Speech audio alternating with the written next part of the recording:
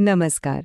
જુઓ, અહંકાર અને શ્રદ્ધા આ બે વચ્ચેની લડાઈ તો જાણે કાયમની છે નહીં? તો આજે આપણે એક બહુ જ જૂના ગ્રંથમાંથી બે એવી જબરદસ્ત વાર્તાઓ સમજવાના છીએ જે આપણને બતાવે છે કે આ લડાઈ ખરેખર છે શું અને એમાંથી બહાર કઈ રીતે નીકળાય. તો ચાલો સાથે મળીને આ વાર્તાઓના ઊંડાણમાં ડૂબકી મારીએ. ક્યારેક આપણે બધા વિચારીએ છીએ, ખરું ને, કે જ્યારે બધું જ હાથમાંથી છૂટી જાય, આપણી તાકાત, આપણા લોકો, આપણી બધી મહેનત, બધું જ કામ કરવાનું બંધ કરી દે, ત્યારે શું? ત્યારે આપણી પાસે શું બચે છે? બસ આ જ મોટા સવાલનો જવાબ આપણને આ વાર્તાઓમાંથી મળવાનો છે. તો આ વાર્તાઓ આવે છે ક્યાંથી? એ આવે છે શ્રીમદ ભાગવત મહાપુરાણમાંથી. હવે આ ખાલી એક ધર્મગ્રંથ નથી, સમજો.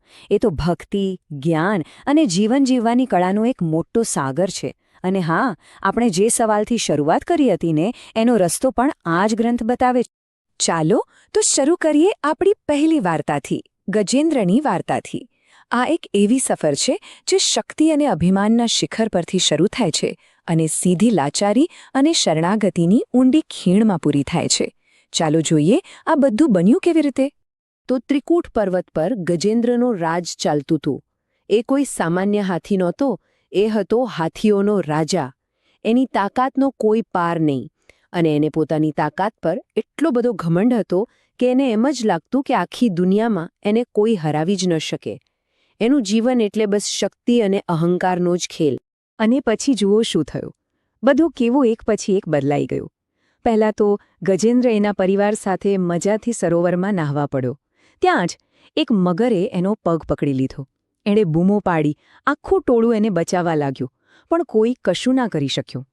અને ધીરે ધીરે એના પોતાના જ લોકો, એનો પરિવાર એને એકલો મૂકીને જતો રહ્યો. જે તાકાતનું અભિમાન હતું એ પાણીમાં એક મગર સામે સાવ લાચાર થઈ ગઈ.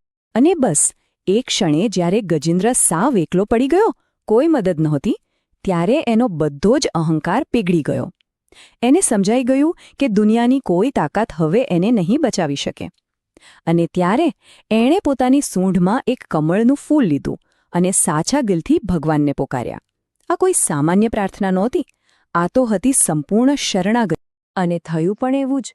જેવો ગજેન્દ્રએ સાચા દિલથી પોકાર કર્યો, ભગવાન વિષ્ણુ તરત જ ગરુડ પર બેસીને ત્યાં પ્રગટ થયા.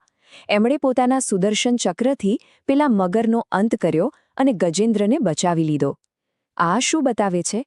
એ જ કે જે ક્ષણે આપણો હું પૂરો થાય છે, બસ એ જ ક્ષણે ભગવાનની કૃપા શરૂ થાય છે. સારું, તો આ હતી ગજેન્દ્રની વાત. એને શ્રદ્ધા ક્યારે મળી? જ્યારે એ સાવ લાચાર થઈ ગયો ત્યારે. પણ હવે આપણે જે વાર્તા જોવાના છીએ એ આનાથી એકદમ ઉલટી છે. આ છે ભક્ત પ્રહલાદની વાર્તા, જેમની શ્રદ્ધા શરૂઆતથી જ પહાડ જેવી અડગ હતી. તો પ્રહલાદના પિતા હતા હિરણ્યકશિપુ, એક એવો રાજા જેની તાકાતનો કોઈ હિસાબ નહોતો. કેમ?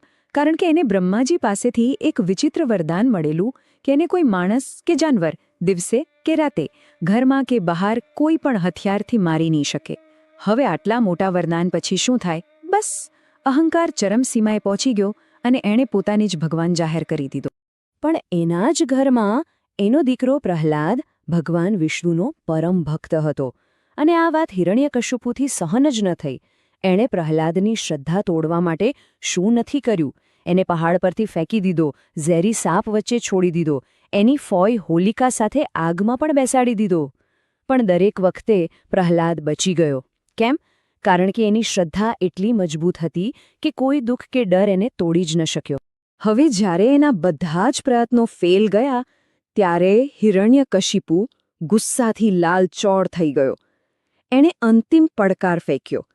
એણે એક થાંભલા તરફ આંગળી ચીંધીને પ્રહલાદને પૂછ્યું, ક્યાં છે તારો ભગવાન? શું એ આ થાંભલામાં પણ છે? સમજો કે આ અહંકાર અને શ્રદ્ધા વચ્ચેની ફાઇનલ મેચ હતી. અને પ્રહલાદનો જવાબ સાંભળવા જેવો છે. એકદમ શાંતિથી, પૂરા વિશ્વાસ સાથે એણે કહ્યું, હા પિતાજી, એ તો કણ-કણમાં છે. તમે જુઓ, એના જવાબમાં જરા પણ ડર નહીં, કોઈ શંકા નહીં, બસ શુદ્ધ અને અતૂટ શ્રદ્ધા. અને બસ આ અતૂટ શ્રદ્ધાનું જ ફળ હતું. જેવો હિરણ્યકશિપુએ ગુસ્સામાં ગદા ઉપાડીને થાંભલા પર મારી, એ થાંભલો તૂટી ગયો અને એમાંથી ભગવાન નૃસિંહ પ્રગટ થયા. અડધું શરીર માણસનું, અડધું સિંહનું. આનાથી મોટો પુરાવો શું હોઈ શકે કે સાચી શ્રદ્ધા હોય તો ભગવાન પથ્થરમાંથી પણ પ્રગટ થાય છે. તો આપણે 2 વાર્તાઓ જોઈ. એક ગજેન્દ્રની, જેને શ્રદ્ધા મળી છેક અંતમાં, લાચારીમાં, અને બીજી પ્રહલાદની, જેની શ્રદ્ધા શરૂઆતથી જ અડગ હતી. રસ્તા ભલે અલગ અલગ લાગે, પણ તમે જોશો તો આ બંને વાર્તાઓ આપણને એક જ જગ્યાએ લઈ જાય છે. ચાલો આને જરા સરળ રીતે સમજીએ. ગજેન્દ્ર શરૂઆતમાં કોણ હતો? અહંકારથી ભરેલો રાજા. અને શ્રદ્ધા ક્યારે મળી? જ્યારે બધું છૂટી ગયું ત્યારે એણે પોતાના હુંને સમર્પિત કરી દીધો. હવે પ્રહલાદને જુઓ, એ તો શરૂઆતથી જ ભક્તિમાં લીન હતો. એની શ્રદ્ધા હંમેશા એની સાથે હતી. રસ્તા ભલે જુદા હતા, પણ પરિણામ બંનેને મુક્તિ મળી. તો આખી વાતનો સાર શું નીકળ્યો? એ જ કે રસ્તો ગમે તે હોય, વાત આવીને એક જ જગ્યાએ અટકે છે: પોતાના હુંનું સમર્પણ. ગજેન્દ્રને પોતાનો અહંકાર છોડવો પડ્યો, જ્યારે પ્રહલાદે તો ક્યારેય અહંકારને આવવા જ ન દીધો. બસ આ હુંપણું જ્યારે જાય છે ત્યારે જ ભગવાન મળે છે. સારું, આ બધી તો થઈ પુરાણોની વાતો, પણ આપણે આમાંથી શું શીખવાનું છે? આજના જીવનમાં આ વાર્તાઓ આપણને કઈ રીતે કામ લાગી શકે? જો, સૌથી મોટી શીખ એ છે કે સાચી શ્રદ્ધા એટલે પૂજાપાઠ કે કર્મકાંડ નહીં. એ તો અંદરની એક અવસ્થા છે, પૂરો ભરોસો રાખવાની, સમર્પણ કરી દેવાની. પછી ભલે એ શ્રદ્ધા ગજેન્દ્રની જેમ કોઈ મુશ્કેલીમાં જાગે કે પછી પ્રહલાદની જેમ આખી જિંદગી સાથે રહે. ખરી વાત તો અહંકારને જીતવાની છે. તો અંતે આ સવાલ આપણા બધા માટે છે. આપણા રોજના જીવનમાં જ્યારે કોઈ નિર્ણય લેવાનો હોય, કોઈ મુશ્કેલી આવે, ત્યારે આપણી અંદરથી કોણ બોલે છે? આપણો અહંકાર કે આપણી શ્રદ્ધા? આ સવાલ પર શાંતિથી વિચારવા જેવું છે, ખરું ને?